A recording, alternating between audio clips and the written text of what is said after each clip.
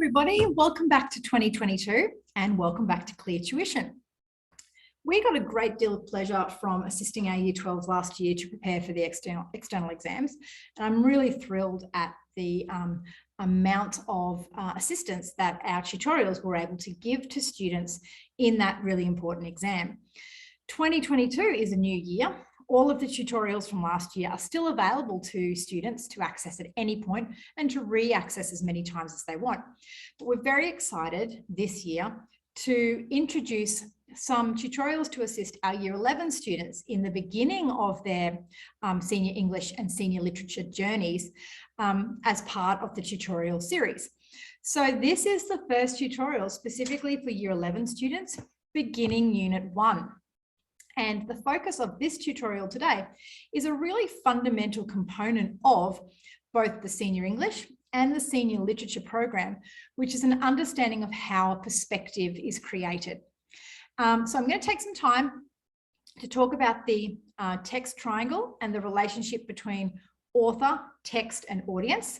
And I want to explore the concepts of values, attitudes, and beliefs and how these key words tie together or work together to create a perspective, and therefore what you're looking for both when you're trying to analyze a perspective and what you're trying to manipulate when you're creating your own.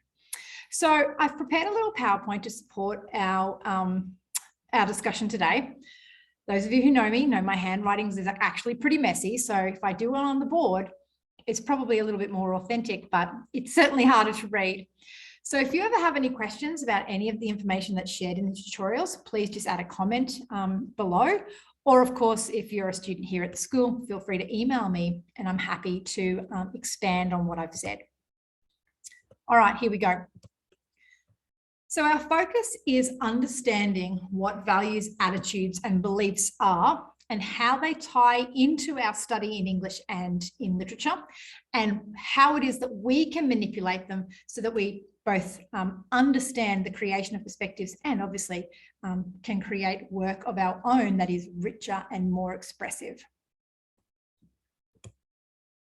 Okay, so why should we even bother? Well, the Unit 1 of the General English syllabus is called Perspectives and Texts, and the specific thing that the syllabus is asking us to explore is the idea of how a perspective or how a representation is constructed. The words perspective and representations are in bold there. There are a number of terms that you'll find bolded through this PowerPoint presentation. These are words that are central to your English study. You should create a glossary, a little vocab list of these key terms. You should know how to define them, and you will find the more often you can drop them into conversation in your English class, the better you're going to do in your work. Okay, so we're focusing on how a perspective or a representation is constructed. So our first two terms are perspective and representation. And a representation is nothing more challenging than a version of a concept, an identity, a time, or a place. So even in this tutorial, I am a representation of even myself. I'm certainly a representation of a teacher. And there are lots of little elements that even someone who didn't know me could read in this tutorial that would help them understand that I am a representation of a teacher. I'm in a classroom, I'm talking about schoolwork, I'm dressed in a professional manner, I've got keys around my neck. There are lots of things that we would recognize as the codes that go together to form a representation of a teacher. A perspective is very similar. A perspective is more though, it includes also not just the version, but the angle from which the version comes. So I create a representation of being a teacher, but my representation comes about as a result of what I bring to it. And my perspective on teaching and on education shapes the version of me that my students see. That's true of you also. So what you value, your perspective on education shapes the way that you represent yourself at school. It shapes how you respond to rules and regulations, because each of those is an element of what it is that you value that created the perspective that you bring to the world. By the end of Unit 1, students need to be comfortable not only with the ideas of perspective, so point of view and representation, but also with these key terms: what a text is, what the purpose, what an author's purpose is in writing, the context in which they wrote their text or created their text, and the audience for whom the text was originally created. So text, purpose, context, and audience. These 6 terms, the 6 terms that I've introduced thus far, are 6 of the most important terms. If you can become comfortable with using these, you will find your English study much richer. While I often speak specifically to general English students, the reality is that Unit 1 of literature is not a great deal different. We also need to think about perspectives in text because we're being asked to think critically about them. How is the text put together? And then why is the text put together like that? And being able to understand an answer to a why question, why did the author do that? Why do I feel this way about the text? Requires me to look inside and know what it is I value, know what it is has shaped me as a person, so that when I then say, this text is a great representation of masculinity because that answer reflects all the reasons I have become the person I am and what it is that I value most about both something like the idea of masculinity and this version of it. So the big difference from general to literature is that our focus is on all the ways that we could interpret a text because we're different. So we tend to avoid the idea of there being a right answer, and instead there's multiple ways that a text could be interpreted in a valid fashion, and those multiple interpretations come about as a result of our different values, attitudes and beliefs and our different perspectives. Okay, so values, attitudes and beliefs. I've arranged them here as a little bit of a timeline or a bit of a conduit to the point at which we communicate something to an audience. And so by doing that, I'm hoping that you will be able to see the difference in a belief, a value, and an attitude, be able to pinpoint which one it is that you're talking about or which one you've read in a text, and therefore be able to address its impact on an audience. Okay, so let's start with beliefs. Beliefs are by far the most prevalent source of inspiration, source of education around us. When I say beliefs are the greatest source, I'm not necessarily talking about religion, although religion is certainly a well-known example of a belief system. Beliefs are elements of experience, of education, the impact of mentors and role models or lack of mentors and role models, and big collective belief systems like religion. Our exposure to a belief can be quite immersive. I used the example in my class today that it's kind of like diving into an ocean. You're fully immersed in a whole range of beliefs, and not all of them stick. They all touch you perhaps, you're exposed to lots of them, but they don't necessarily become part of who you are or what you see as important.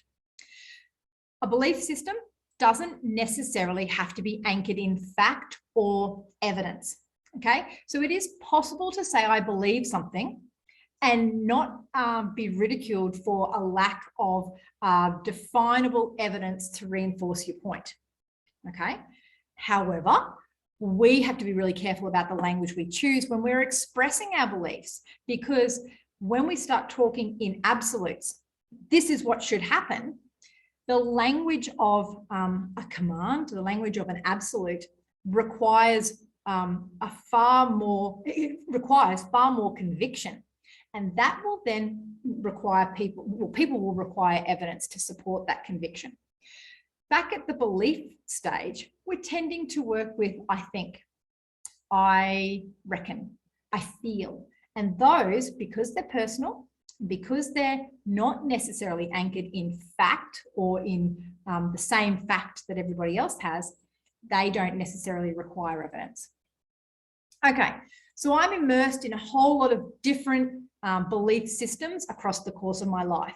And the ones that are reinforced over and over again, the ones that are reinforced by a significant event in my life, the ones that are reinforced by significant people in my life tend to be the ones that I then take as part of my own personal belief system. When we talk about our personal belief system, we attribute it the name, we start talking about values. So our values then are absolutely influenced by all the different things that we have believed, continue to believe, have moved on from believing, but these are now personal and they're internalized. Put quite simply, I tend to identify beliefs as everything that has brought me to this point, my values as the things I think and feel. So they're inside me. They are going to shape my actions and my words, but at the moment, they are just things that I hold to be true inside me. We often express values as abstract concepts, and they're abstract concepts that are really pretty central to being a human being. So when I talk about abstracts, I'm talking about those qualities we can't necessarily touch or see, but we know exist and which we understand come across in our actions, even if they don't have actions of their own. What do I mean by that? Things like loyalty, things like love, things like discrimination. Each of those is a value.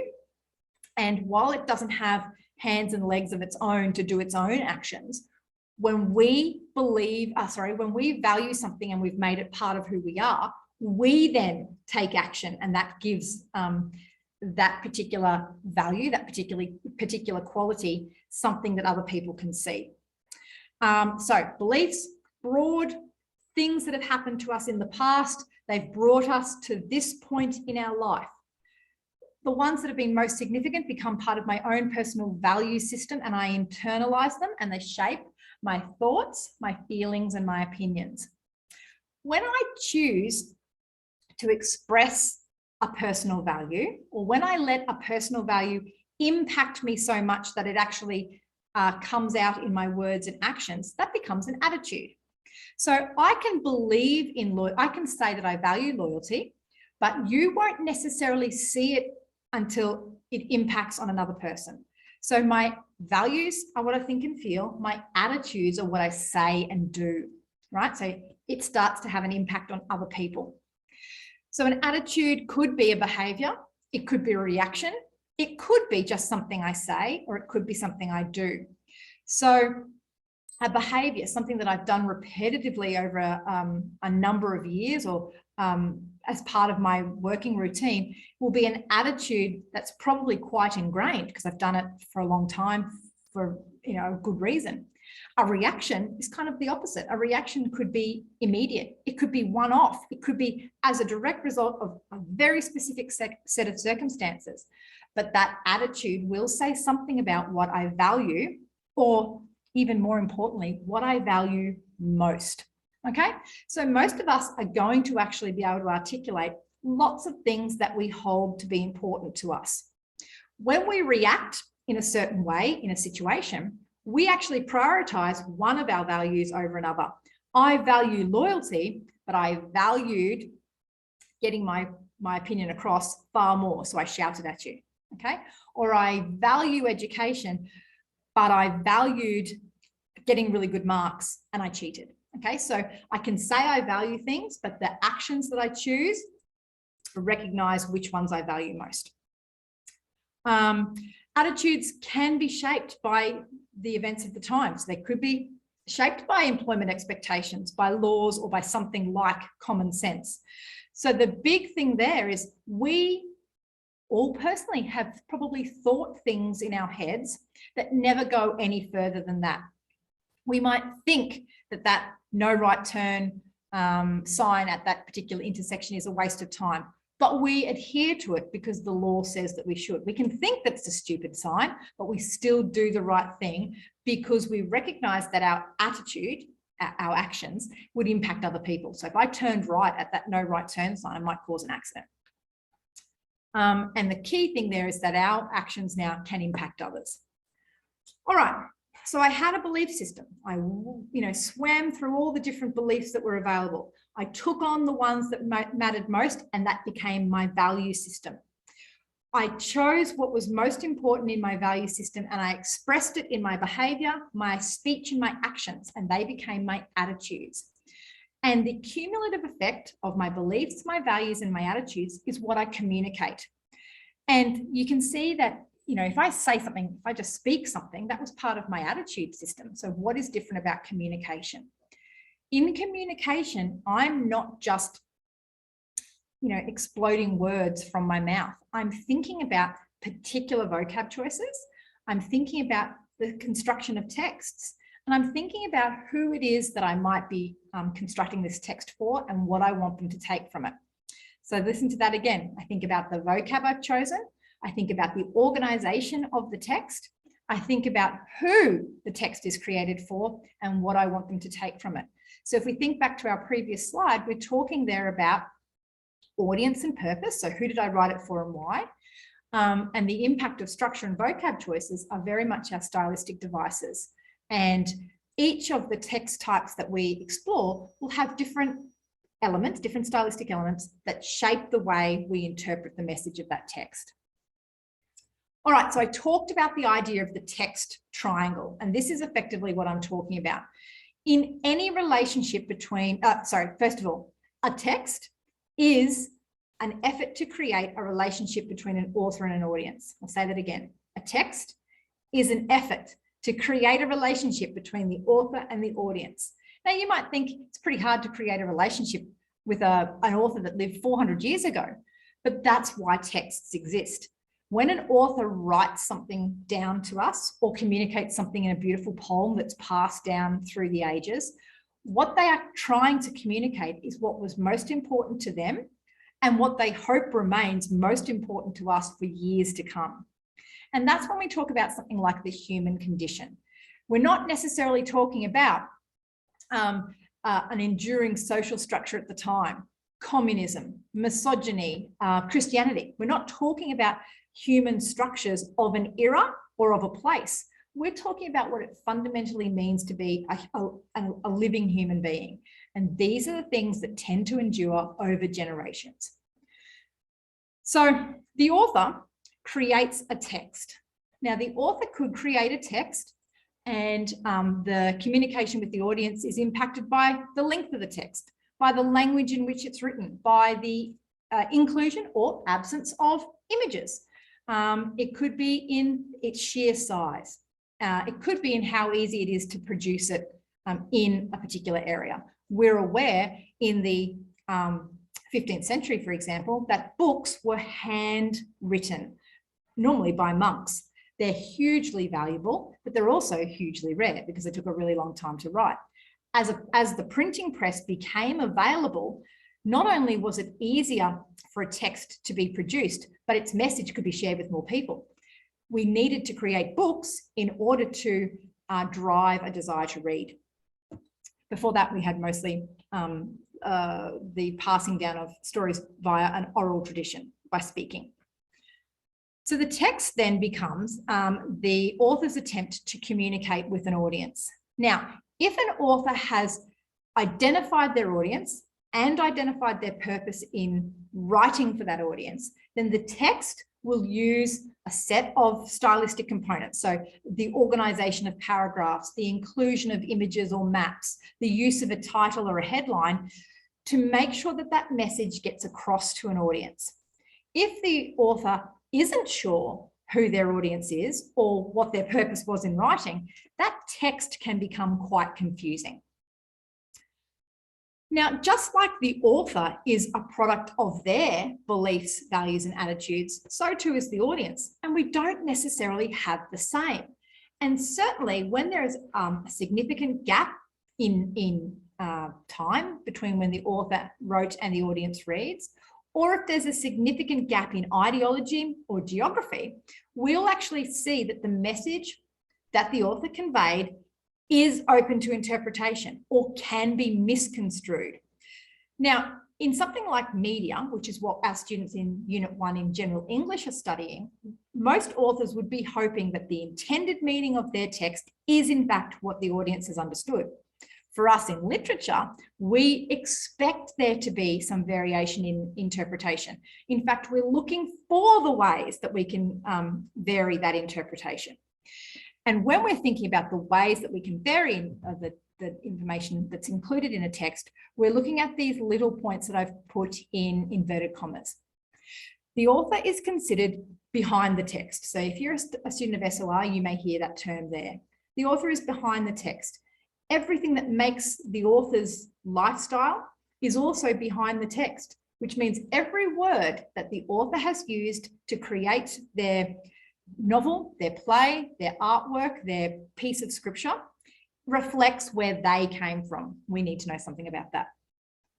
The text is considered of the text. Now, there are lots of things that are of the text that can actually interfere with us making meaning. What language is it written in? What font is it written in? How long is it? What kind of paper is it on? What does the paper smell like? What's the ink made of?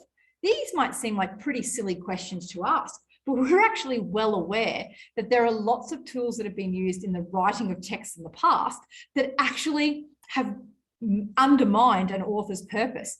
Ink that was fundamentally poisonous if you licked your finger to turn a page and did that repetitively. Texts that were written in font that we actually can't read now because it was so ornate. Texts written in variations of English so that we can't read it now because we've actually evolved the language. And finally, we use the idea of being in front of the text to describe the audience. And that's pretty true. We literally sit in front of a book, but everything that makes us us is something we bring to the interpretation of the words on the page or the images on the screen.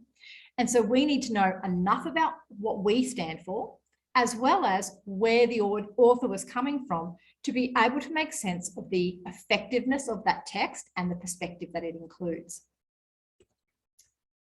Okay, so this is not a great little diagram to represent this text-context connection, but effectively what I've tried to convey here is the idea that it's a cycle through which the author makes meaning makes connection with the audience. Their text is offering a meaning. It's offering a meaning, okay? But I don't necessarily get the same meaning as a result, get the same meaning as another reader, because I am a product of my beliefs, which I then internalized into my values and which I then prioritized and expressed in my attitudes. If, however, the author can write broadly enough or inclusively enough, most people will accept the intended message. Okay, so because the first unit in General English is media, I've chosen a couple of media texts, quite dated media texts, and that's on purpose because you're not going to use anything like this in your work, to show you some examples of the impact of an author's choice on creating a perspective and on positioning audiences. So this is a newspaper article from the Courier Mail in 2011. So it's already 10 years old.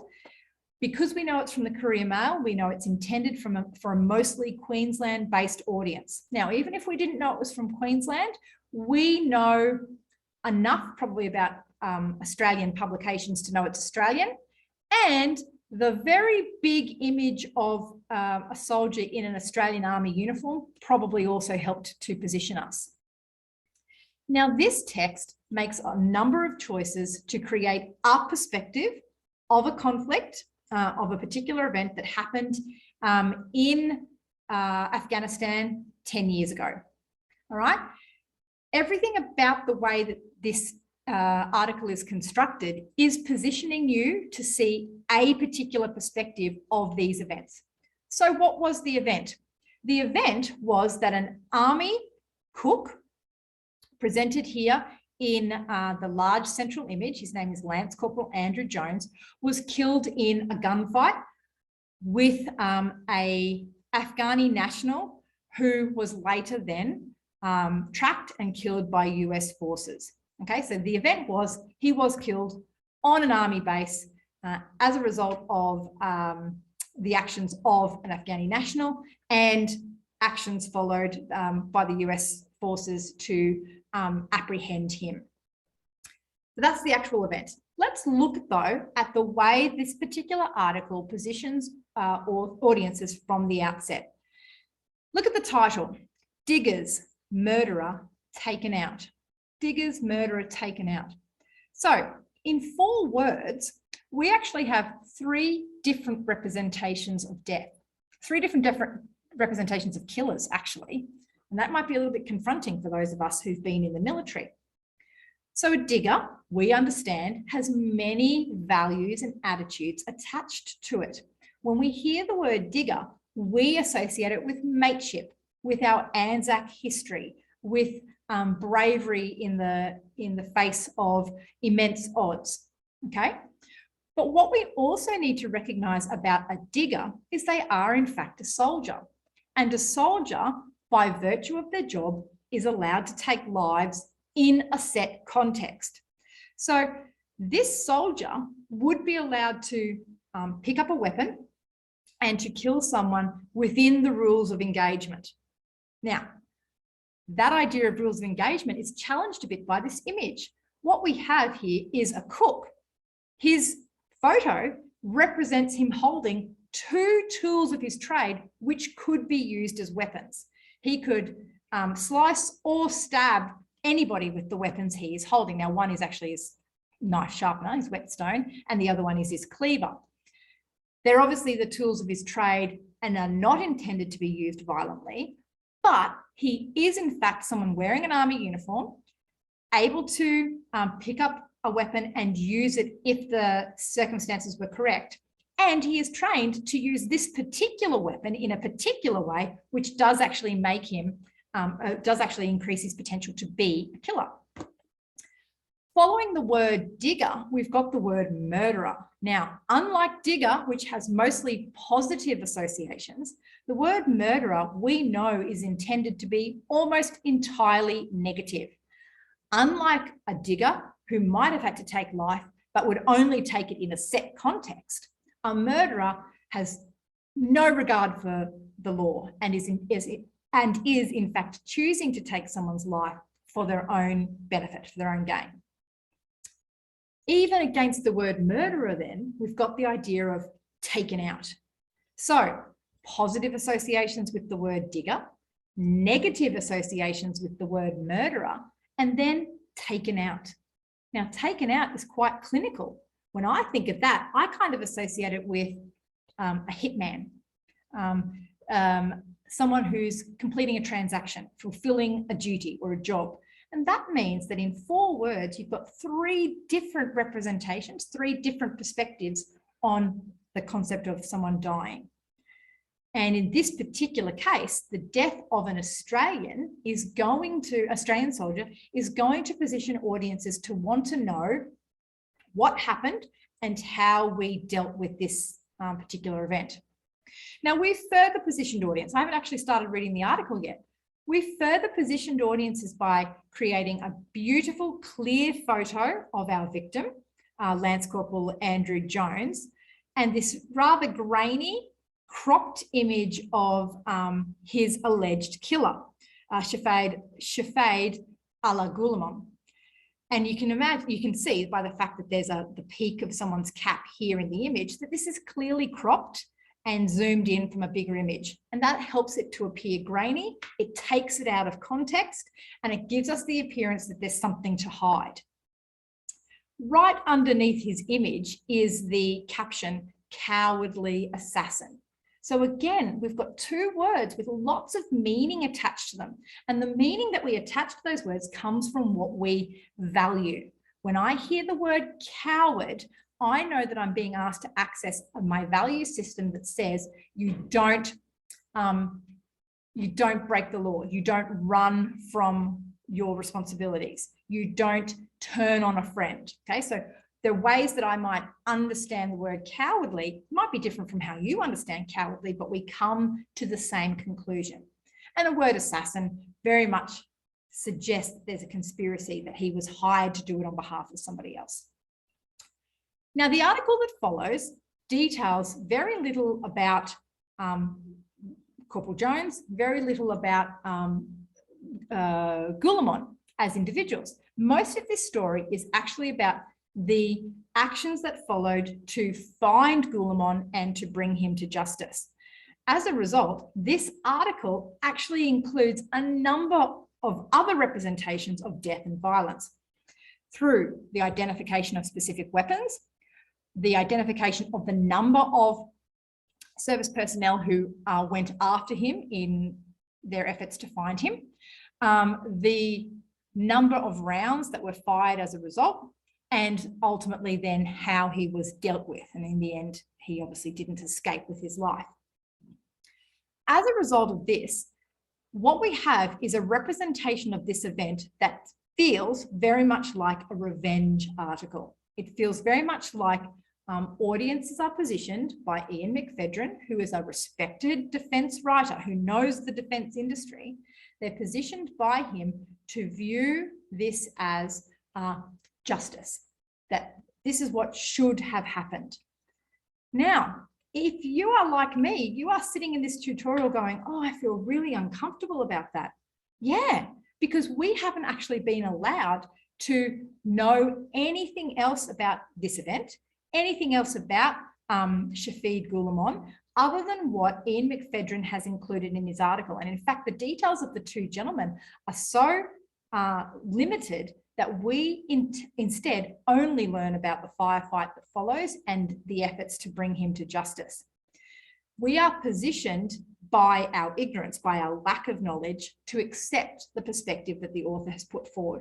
And because we might come from military families, we might have parents who are service personnel or intend to be service personnel ourselves, we react in much the same way, in much the way that Ian McPhedran expects us to react. And that is to see that whatever actions were taken to address the murder of an Australian soldier are probably justified.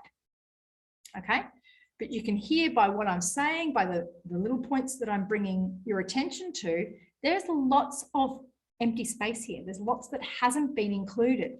And that space means that there's room for another perspective, and we would need to go and do a bit of research and find some more information to get a bigger picture of the event. All right, let's have a look at this one as another alternative.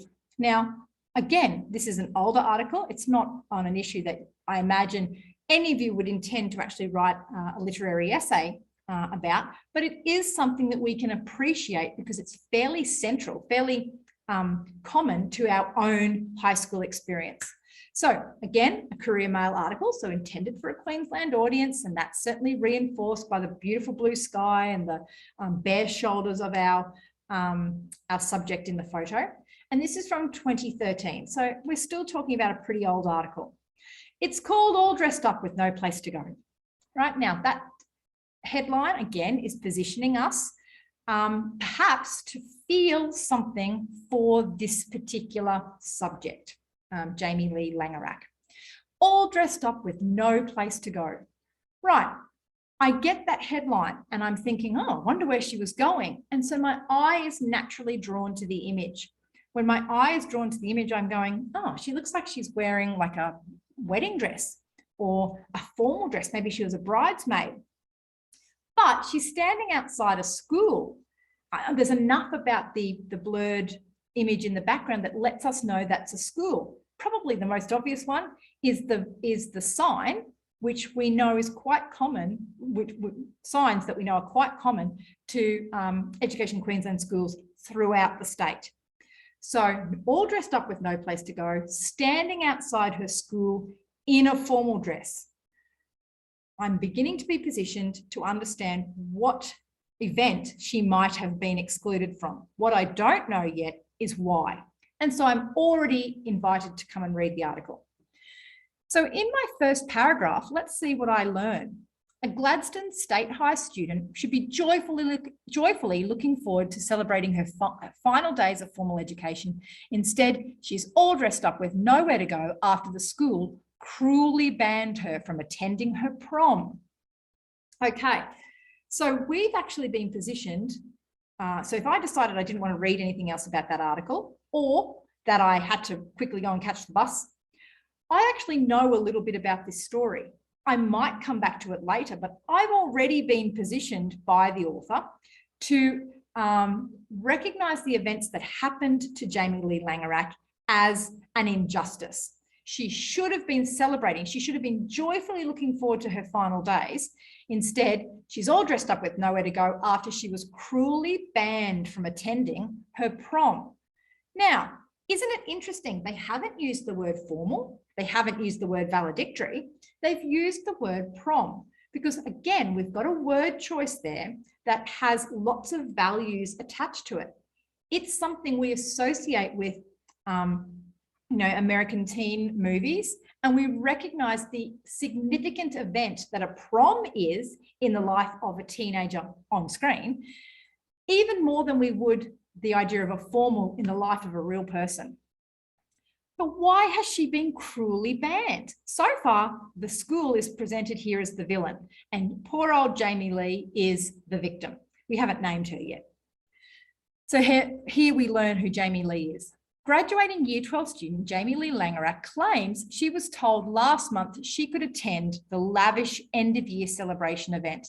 But on Friday, mother Mandy Langerak was told her daughter would not be attending the prom because she had not adhered to the school's strict absence policy. So a month ago, Jamie Lee thought she was going to be able to go to the formal, but on Friday, so we're talking about now late October, early November, she was told she wouldn't be able to go because that she hadn't actually met the attendance policy. The school is not looking good so far, are they? It sounds as though they don't have everything straight in their own minds and they've changed their mind at the last minute.